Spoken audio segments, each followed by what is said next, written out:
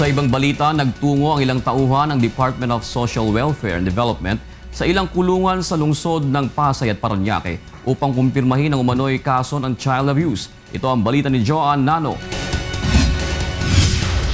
Batay sa isinagawang investigasyon ng Department of Social Welfare and Development, lumalabas na hindi totoo ang umano'y napaulat na kaso ng child abuse sa ilang kulungan sa Pasay at Parañaque City. Bukod sa mga naturang kulungan, kasama ring inimbestigahan ng DSWD ang Pasay Youth Home at ang Pasay Police Station. Ayon kay DSWD Secretary Dinky Soliman, January 16, 2015 nang magtungo ang ilang social worker ng ahensya sa mismong loob ng mga kulungan sa Pasay at Parañaque upang kumpirmahin ang nasabing report. Nilinaw rin ng kagawaran na walang katotohanan ang balitang may 24 na menor de edad ang ikinulong kasama ng mga pangkaraniwang preso. Sa ulat ng DSWD, ang naturang mga bata ay kasalukuyang nasa pangangalaga ng Bahay Pag-asa na isang rehabilitation center para sa mga kabataan.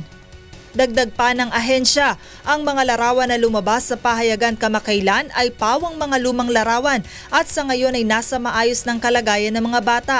And the pictures that they showed, again I repeat, are not current pictures. We have addressed these issues and we will continue to address.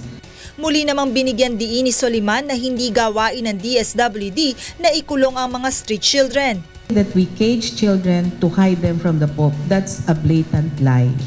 Tiniyak rin ito na patuloy ang isinasagawang weekly reach-out program ng kagawaran, katuwang ilang lokal na pamahalaan at mga non-government organization upang maisaayos ang buhay ng mga street children sa bansa.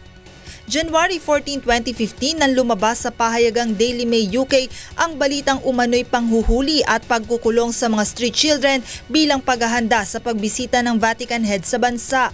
Makikita sa pahayagan ang mga larawan ng mga batang umano'y ikinulong.